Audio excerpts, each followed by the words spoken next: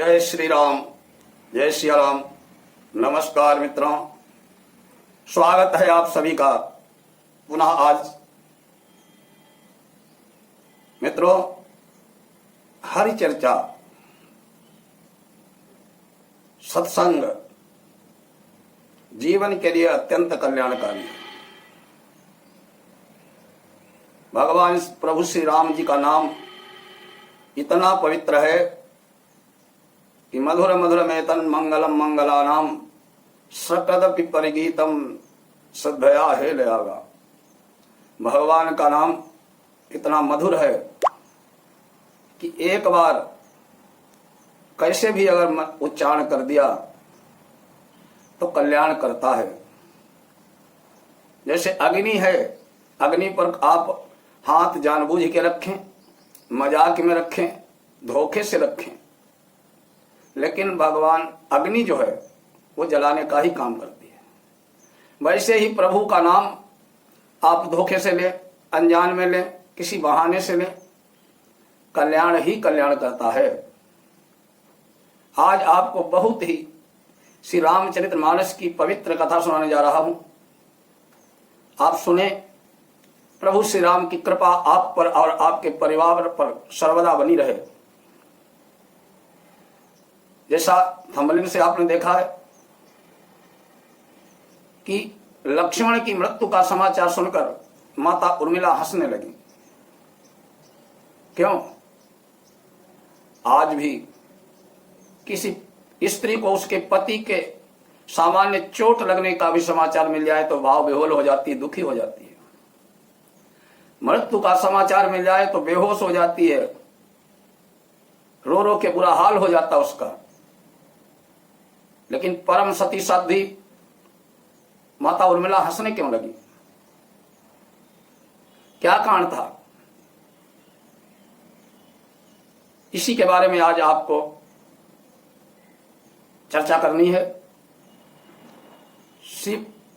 प्रभु श्री राम अपने पिता की आज्ञा अनुसार जब वन को जाने लगे, भगवती माता सीता ने आग्रह किया कि मैं भी चलूंगी। प्रभु ने बहुत समझाया कि यहां माता पिता की सेवा करना,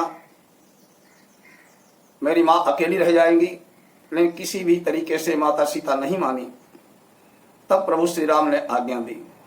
लक्ष्मण जी को जब पता लगा कि प्रभु श्री राम माता सीता के साथ वन को जा रहे हैं 14 साल के लिए, वो दौड़ते हुए आए। पहले तो बहुत क्रोधित हुए, लेकिन जब प्रभु राम ने डांटा उनको कि पिता के लिए, भाई के लिए कोई अपशब्द नहीं बोलोगे, हम उनकी आज्ञा का पालन करने के लिए ही तो जा रहे हैं।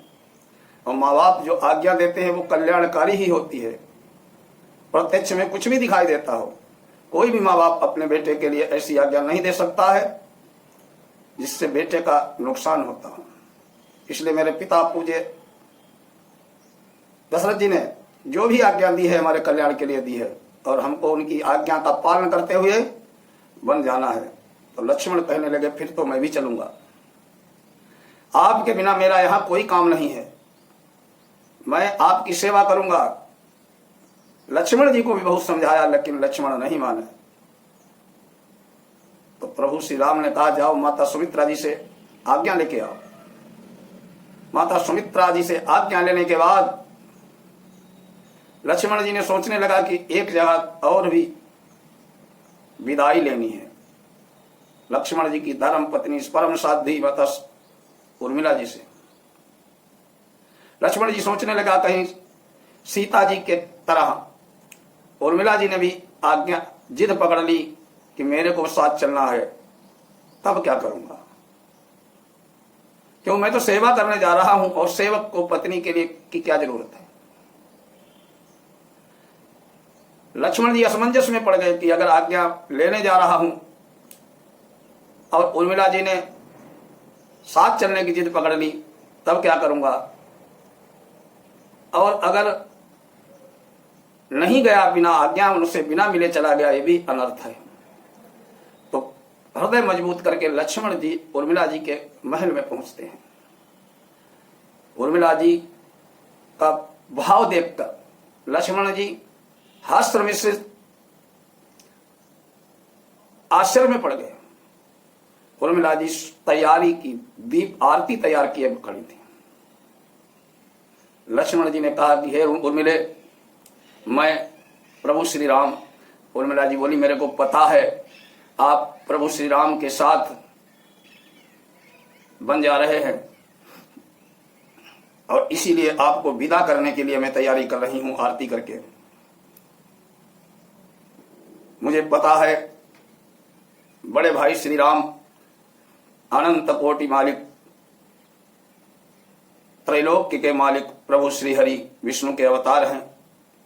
माता जगत जननी सीता महा दुर्गा हैं, जगत जननी हैं। उनके साथ आप पूर्णतः सुरक्षित हैं, इसलिए मेरे को जाने की कोई आवश्यकता नहीं है। आरती की, तिलक किया और विदा किया। प्रभु श्री राम, लक्ष्मण, भगवती सीता विदा हो गए वन को। कालांतर में वहां पर एक दिन शूर्पणखा आई। शूर्पणखा ने लक्ष्मण जी से शादी का निवेदन किया। लक्ष्मण जी ने कहा, मैं तो विवाहित हूं, धर्म पत्नी है मेरी। प्रभु श्री राम की तरफ गई, वो इस तरह एकदम क्रोधित हो गई, सीता को खाने के लिए दौड़ पड़ी। तो उस बाण से लक्ष्मण ने शूर्पणखा की नाक काट ली। नाक काटने के बाद शूर्पणखा अपने भाई रावण के पास गई। रावण ने सीता का हरण किया साधु वेश में। प्रभु श्री राम ने वानर सेना के साथ लंका पर चढ़ाई की, सेतु बंधु रामेश्वरम की स्थापना की। राम रावण में भयंकर युद्ध होता रहा। एक दिन की बात है, रावण का बड़ा पुत्र इंद्रजित मेघनाद युद्ध के लिए आया और उसने लक्ष्मण जी को ब्रह्म शक्ति मार दी। ब्रह्म शक्ति का बाण लगते ही लक्ष्मण जी मूर्छित हो गए। हनुमान जी उठा के उनको रामादल में लाए। सारे बानर रीक्ष रो रो के बुरा हाल। लक्ष्मण की दुर्दशा देख करके प्रभु राम भी दुखी। विभीषण जी के कहने से भगवान राम ने हनुमान जी के द्वारा सुसेन वैद्य को बुलाया।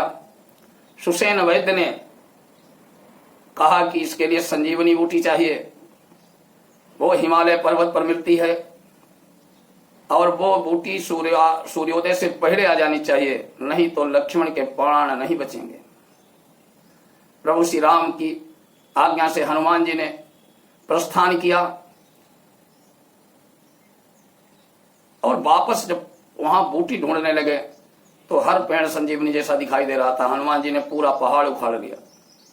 पहाड़ को लेकर के हनुमान जी जब अयोध्या जी के तरफ से आ रहे थे, ऊपर से आकाश से, श्री भरतलाल जी जो प्रभु श्री राम की खड़ाऊ रखकर उनके आज्ञा लेकर के प्रभु राम के प्रतिनिधि के रूप में अयोध्या का पालन पोषण कर रहे थे, उन्होंने सोचा कि कोई राक्षस है जो पहाड़ लेके अयोध्या के ऊपर डालना चाहता है। प्रभु श्री राम के जेठ अनुज भरत जी ने बाण चला दिया और पहाड़ सहित हनुमान जी नीचे गिरे। गिरते ही हनुमान राम राम राम का उच्चारण करने लगे। भरत जी ने सोचा ये तो कोई प्रभु का भक्त है। मूर्छा जगाई किसी तरीके से हनुमान जी के। हनुमान जी से पूछा, तुम कौन हो? हनुमान जी ने कहा, मैं प्रभु श्री राम का एक सेवक हनुमान हूं। प्रभु श्री राम बहुत बड़े संकट में फंसे हुए हैं। छोटे भाई लक्ष्मण को ब्रह्म शक्ति लगी है और मैं पहाड़ पर जो इसलिए लिए जा रहा हूं, इसमें संजीवनी बूटी है जिसको खिला करके लक्ष्मण के प्राण वापस आने। उसी समय ऐसी बात सुनकर के भरतलाल भी बहुत दुखी हुए। उसी समय माता कौशल्या, सुमित्रा और लक्ष्मण की धर्मपत्नी परम साध्वी उर्मिला जी वहां आई। माता कौशल्या को जब ये बात बताई गई कि लक्ष्मण मूर्छित हैं,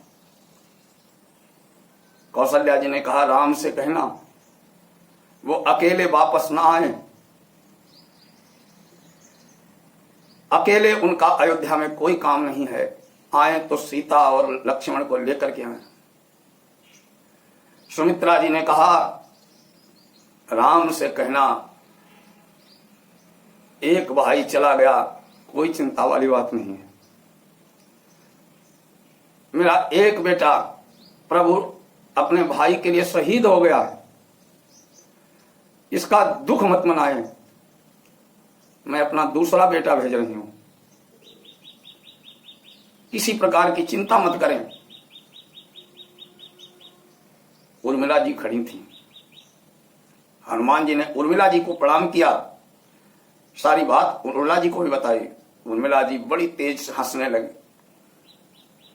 हनुमान जी बोले, क्या बात, आपकी कोई मानसिक स्थिति खराब हो गई है?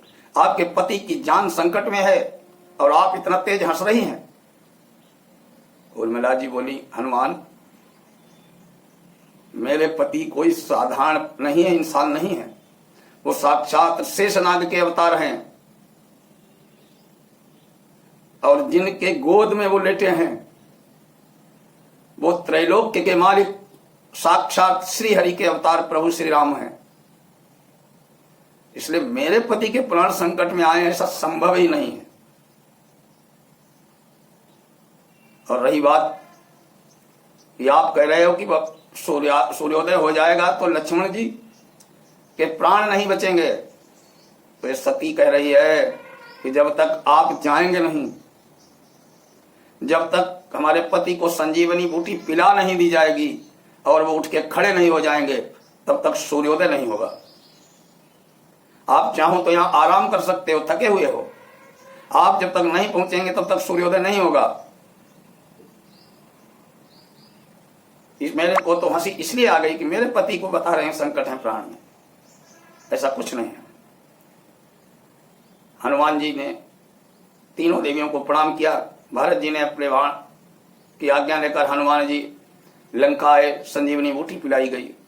लक्ष्मण जी उठ खड़े हुए, फिर युद्ध हुआ, रावण आदि का संहार किया।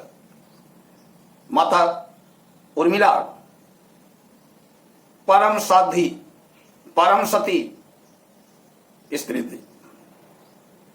जिस दिन लक्ष्मण जी राम के साथ वन को गए, उस दिन ही अखंड दीप जला दिया था उर्मिला जी ने, और रात दिन जाग करके बिना कुछ अन्न ग्रहण किए